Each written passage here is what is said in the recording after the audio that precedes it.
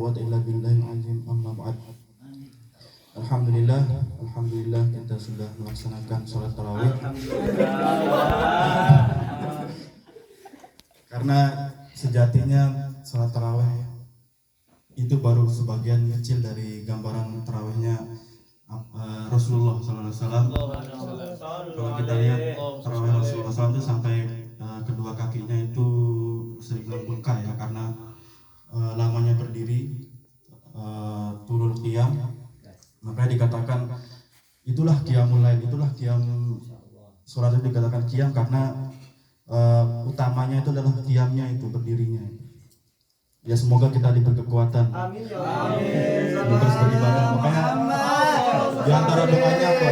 Di antara doanya Allahumma inna ala dzikrika wa syukrika wa husni ibadatik. Tolonglah kami wahai Allah, inna ala dzikrika wa syukrika wa husni ibadatik, dan memperbaiki ibadah. Insya Allah tidak lama ya, cuma 30 menit. Kemarin kita sudah membahas tentang masih ada ingat ahwalu talibil ilmi, ada kemudian juga ada juga tentang ma huwa faraid wa nawafil. Imam Ghazali mengibaratkan bahwasanya faraid itu adalah modal kita dalam berdagang yang harus dipenuhi, yang wajib harus kita bayar. Kemudian juga sedangkan nawafilnya adalah aribah, keuntungannya. Nah, terkait dengan faraid wa nawafil ini ada termasuk faraid itu diartikan wajib, hal yang wajib. Nawafil itu diartikan dengan yang sunnah. Itu adalah diantara itu dinamakan, semua itu dinamakan hukum taklifi. Hukum taklifi itu artinya hukum yang diturunkan oleh Allah, khitabullah ta'ala al-muta'alliqatu bi af'alil mukallafin. Perintah Allah yang diturunkan kepada hambanya terkait dengan perbuatannya. Jadi bukan hambanya tetapi perbuatannya, hukum perbuatannya.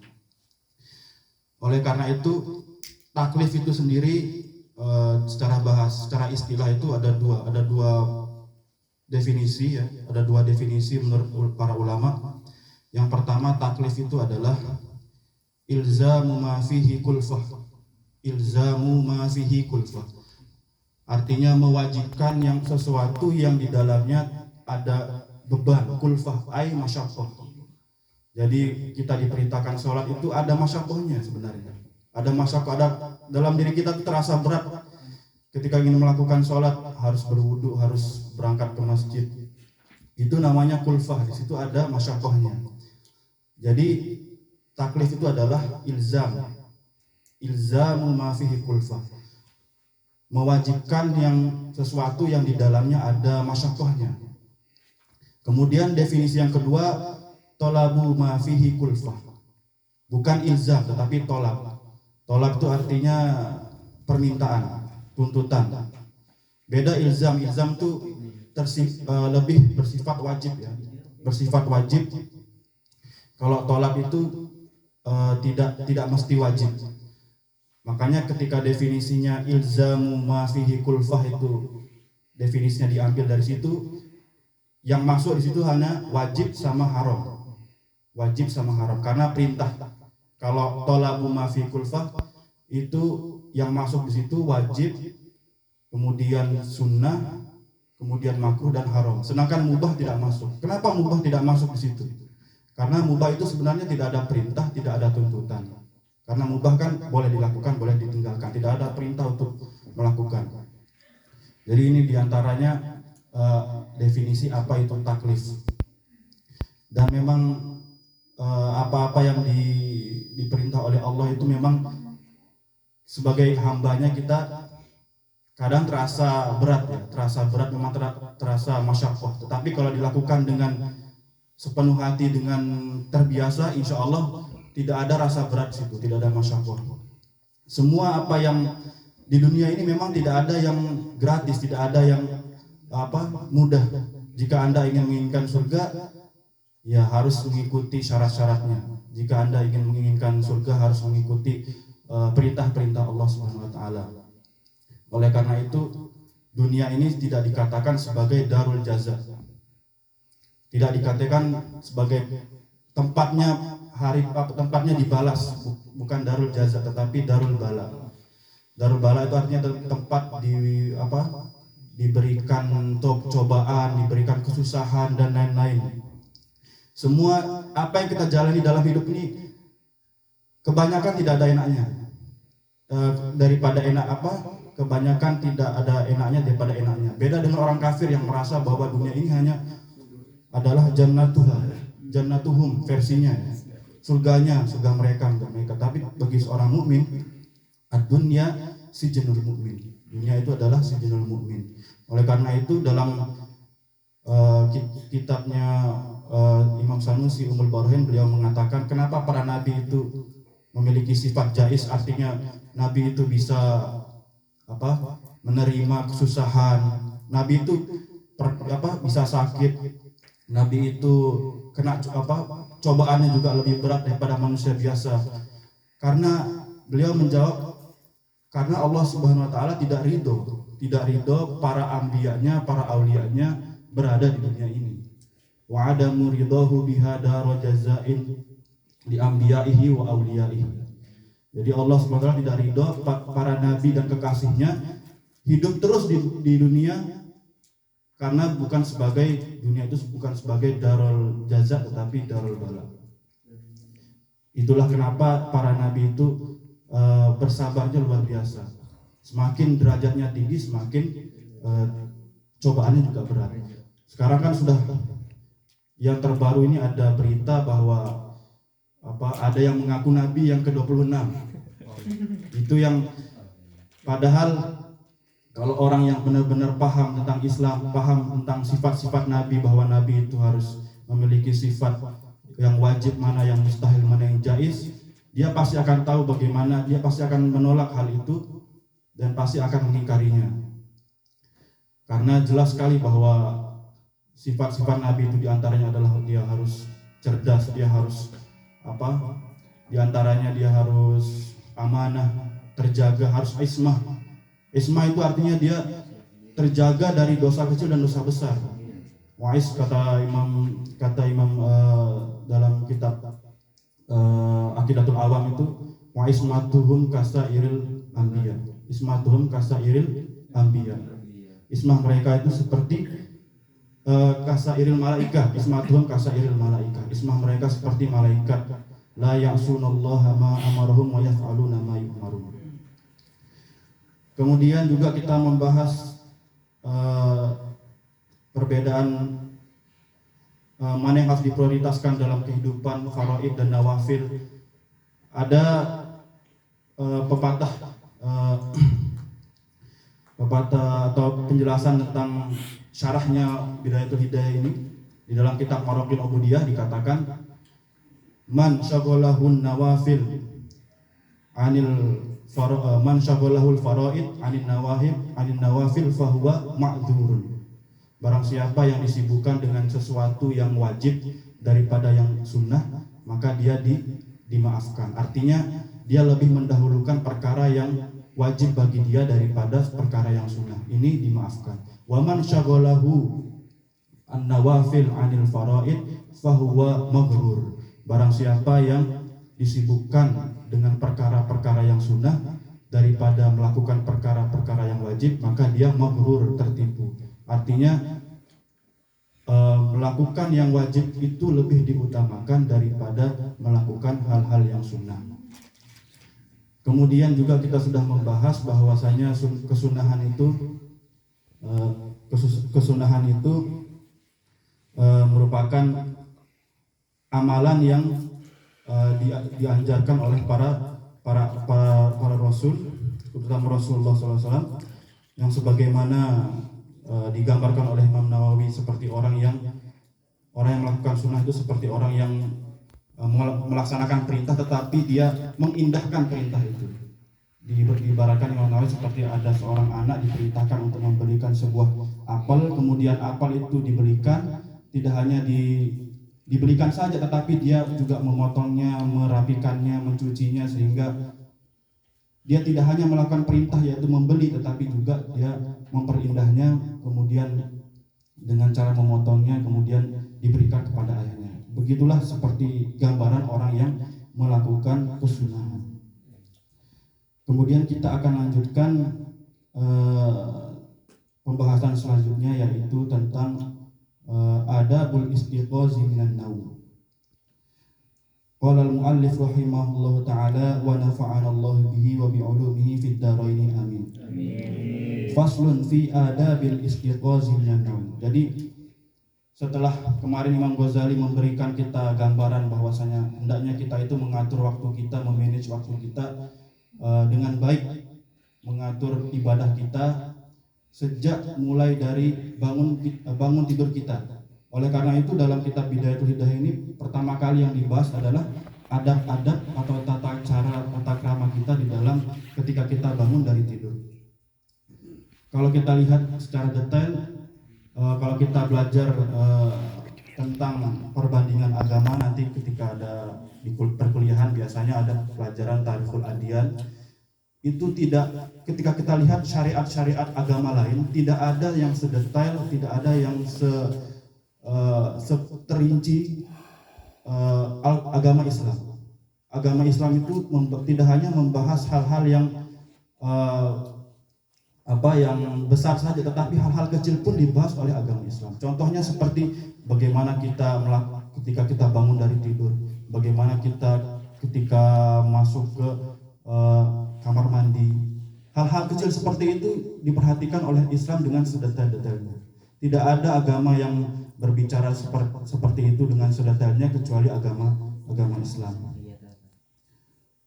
Qala fa idza stayqazta minan naum fajtahid an tastayqaza qabla tulu'il fajr. Kata Imam Ghazali, ketika engkau telah bangun dari tidurnya, fajtahid an tastayqaza qabla tulu'il fajr.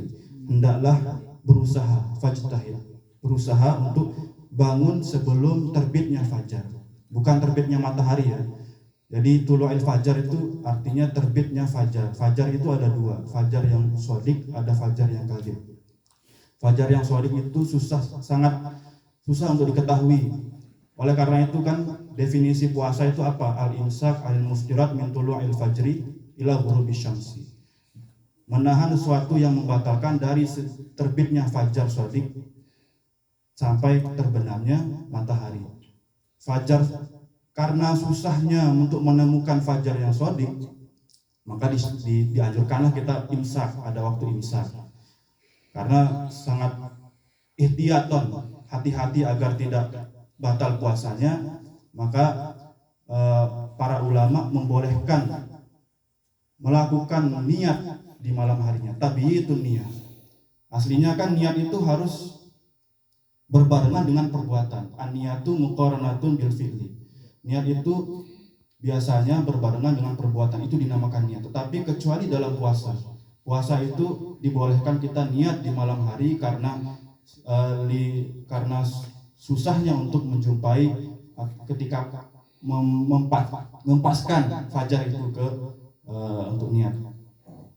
Fajtahid an tastayqiza qabla tulu'il fajri. Hendaklah engkau berusaha bangun sebelum terbitnya fajar, karena sebelum terbitnya fajar atau sebelum pagi ya, sebelum matahari terbit itu biasanya orang yang bangun sebelum itu biasanya dia segar pikirannya, biasanya dia lebih fresh, lebih bersemangat, karena dia di situ ada nur-nur yang diturunkan oleh Allah, sehingga orang yang bangun malam atau sebelum subuh itu biasanya sehat, sering tidak jarang terkena penyakit. Wal yakun awwalu ma yajri ala qalbika wa lisanika dzikrullah ta'ala faqul inda dzalik alhamdulillahilladzi ahyana ba'da ma amatana wa ilaihi nusyur. Hendaklah, kata Imam Ghazali, hal yang pertama kali terlintas dalam hatimu dan lisanmu adalah zikrullah. Nah, ini berbeda sekali dengan umat WhatsApp dan umat Facebook yang zaman now ya. Ketika bangun tidur, yang pertama kali dilihat adalah HP-nya. lihat dunia, apakah apa yang terjadi di dunia ini, tanpa berzikir, tanpa mengucapkan atau tanpa mengingat apa yang mengingat Allah Subhanahu wa taala. Karena itu adalah memang tradisi yang tidak baik ya, tetapi kita berusaha untuk menghilangkannya, dan kita berusaha untuk ketika kita bangun yang pertama kali kita baca adalah berdoa. Di antara doa yang diajarkan oleh Imam Ghazali adalah alhamdulillahi ahyana ba'da ma amatana wa ilaihi nusyur. Alhamdulillah, segala puji bagi Allah alladzi ahyana, yang telah menghidupkan kita ba'da ma amatana wa ilaihi nusyur. Setelah mematikan kita, wa ilaihi nusyur, dan tempatnya kembali Allah lah tempat kembali kita. Di sini kata-katanya alhamdulillah ahya ba'da ma'amatana, artinya Allah menghidupkan kita setelah mati kita. Dan memang orang tidur itu sebenarnya syibhul maut. Orang yang tidur itu sebenarnya dia di antara hidup dan mati sebenarnya. Dia separuh dari mati. Makanya dalam Al-Qur'an itu kalau nggak salah dikatakan bahwa orang yang tidur itu ruhnya itu dalam genggaman Allah. Kita lihat banyak sekali kasus-kasus atau orang-orang yang meninggal ketika dia tidur kemudian tidak bangun lagi. Oleh karena itu ada dalam doa lagi, dalam redaksi yang lain dikatakan berdoa itu redaksi doanya seperti ini. Alhamdulillahilladzi radda alayya ruhi wa afani fi jasadi alhamdulillah radda alayya ruhi wa afani fi jasadi. Jadi alhamdulillah ya Allah yang telah mengembalikan ruhku ke dalam jasadku dan memberikan kesehatan pada badanku. Jadi inilah yang pertama kali dianjurkan ketika kita bangun dari tidur. Kemudian ada lagi doanya, Allahumma asbahna wa asbahal mulku lillahi wal azamati was sultanu lillah wal izzatu wal qudratu lillahi rabbil alamin. Ya Allah, asbahna, kami memasuki waktu subuh, waktu pagi, wa asbahal mulku lillahi wal azamatu was sultanu lillah, dan kerajaan kekuasaan milik Allah semata, wal azamatu, dan juga keagungan dan kerajaan juga sultan lillahi ta'ala, wal izzatu wal qudratu lillahi rabbil alamin. Kemuliaan dan kekuasaan penuh itu ada di tangan Allah Subhanahu wa taala. Asbahna, kemudian ada juga doa-doa yang lain, asbahna ala fitratil Islam. Ya Allah, kita dalam pagi ini dalam kesucian Islam. Artinya kita bangun dari tidur itu kita seolah-olah ingin membuka lembaran baru dalam kehidupan kita. Kita ingin beramal sebanyak-banyaknya. Ketika kita bangun itu, artinya kita diberikan nafas, kita diberikan kesempatan untuk hidup, melakukan amalan-amalan, melakukan perbuatan-perbuatan yang diperintahkan oleh Allah Subhanahu wa taala. Asbahna ala fitratil Islam wa ala kalimatil ikhlas, dan kami hidup atau kami bangun di pagi hari ini dengan fitrah Islam dan kalimat ikhlas, wa ala dini nabiyina Muhammad sallallahu alaihi wasallam, dan atas dengan agama Muhammad sallallahu alaihi wasallam. Karena kita sangat bersyukur, belum tentu orang yang hidup atau orang yang lahir di muka bumi ini dia itu terlahir dalam keadaan Islam. Banyak sekali atau mungkin ada orang-orang yang kurang beruntung ketika dia lahir kemudian karena orang tuanya bukan dari Islam sehingga dia tidak beragama Islam. Oleh karena itu kita senantiasa terus bersyukur karena kita mendapat kenikmatan yang sangat hakiki yang mana menyelamatkan kita dari kekalnya api neraka, yaitu apa? Beragama Islam, yaitu keimanan kita terhadap Allah Subhanahu wa taala. Wa ala millati abina Ibrahim hanifan muslima wa ma kana minal musyrikin. Kemudian doanya Allahumma bika asbahna wa bika amsayna wa bika nahya wa bika namut wa ilaikan nusyur. Terserah Anda bisa memilih doa-doa ini yang mana menjadi zikirnya, yang mana menjadi wirid atau amalan zikir ya. Karena jangan sampai kita itu terlepas dari mengingat Allah atau zikir. Jadi tujuannya kenapa Imam Ghazali mengajarkan kita pertama kali yang kita baca, ketika kita bangun itu yang kita baca adalah zikir. Karena sebaik-baiknya hamba itu adalah yang senantiasa berzikir kepada Allah. Kata Ibnu Athaillah, lebih baik kamu itu jangan sampai kamu tidak berzikir meskipun kamu tidak hadir di dalam zikirmu. Artinya jangan sampai kita meninggalkan zikir kepada Allah meskipun hati kita itu belum sampai ikut berzikir juga. Lebih baik berzikir tanpa hadirnya hati daripada meninggalkan zikir sama sekali dan tidak adanya hati di situ. Artinya apapun keadaannya, apapun yang terjadi, apapun keadaan kita, jangan sampai kita meninggalkan zikir kepada Allah Subhanahu wa taala. Karena ada dalam hadis dikatakan ahlul jannat yatahassaru ahlul jannati ala sa'atin marrat biha lam yadhkurullaha fiha. Para ahli surga itu merasa kecewa, merasa menyesal ketika dia di dunia melewati saat waktu sejam dia tidak berzikir kepada Allah Subhanahu wa taala. Yang mana itu adalah ahli surga yang sudah dipastikan kenikmatannya masih merasa penyesalan, ada rasa sesal di dalam hatinya karena dia melewatkan di saat hidup di dunia tidak melewatkan sedetik pun dari berzikir kepada Allah. Allahumma inna nas'aluka an tab'atsana fi hadzal yaum ila kulli khair. Ya Allah, kami memohon kepadamu agar membangkitkan kami pada hari ini ila kulli khair, untuk melakukan kebaikan. Jadi kita memohon kepada Allah agar di hari yang kita akan hadapi, di hari yang akan kita lewati, untuk kita itu agar diberi kekuatan untuk melakukan kebaikan. Karena semua kebaikan yang kita lakukan itu tidak lain atau tidak bukan karena memang dari Allah Subhanahu wa taala. Oleh karena itu kita mempercayai adanya taufik dan hidayah. Taufik itu artinya pertolongan Allah kepada hambanya dalam melakukan ketaatan. Sebaliknya ada yang namanya khudlan itu pertolongan Allah kepada hambanya tetapi dalam kemaksiatan. Artinya orang yang melakukan kemaksiatan itu sebenarnya adalah takdir Allah juga sebenarnya. Ujung-ujungnya juga takdir Allah, dan juga orang yang melakukan kebaikan pun itu juga ujung-ujungnya takdir Allah Subhanahu wa taala. Oleh karena itu orang yang melakukan kebaikan atau orang yang melakukan kebaikan itu tidak boleh sombong. Kenapa? Karena ujung-ujungnya itu adalah takdir Allah itu. Karena ujung-ujungnya itu adalah pertolongan Allah. Begitu juga orang yang telah melakukan maksiat, jangan putus asa. Jangan merasa dirinya paling salah, yang tidak ada. Semua itu salahnya dia. Sebenarnya juga itu adalah takdir Allah. Oleh karena itu dia tidak boleh putus asa, karena itu memang takdir Allah, sehingga dia itu diperintahkan untuk melakukan taubat. Itulah yang disebut dengan taufik dan fadlan tadi. Kemudian juga wa na'udzubika an najtarih fihi su'an aw najruhu ila muslim.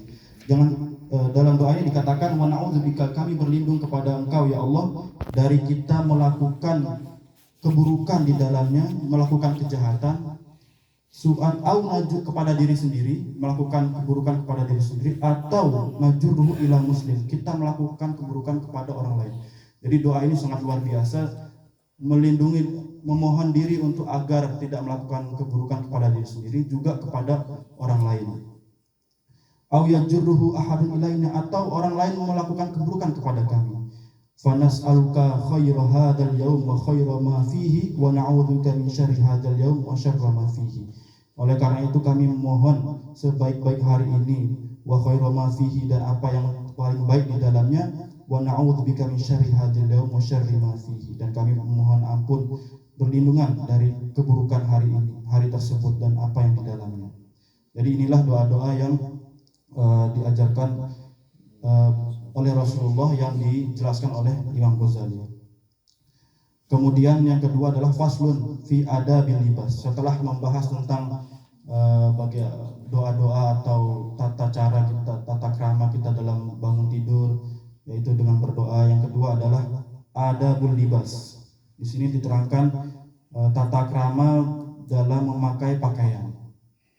Luar biasa bahwasanya Islam tidak hanya melihat hal-hal yang besar saja, tetapi hal-hal yang kecil pun diperhatikan oleh Islam. Inilah agama yang memang sangat menjadi anugerah, yang menjadi nikmat besar kita dari Allah SWT yang patut kita syukuri.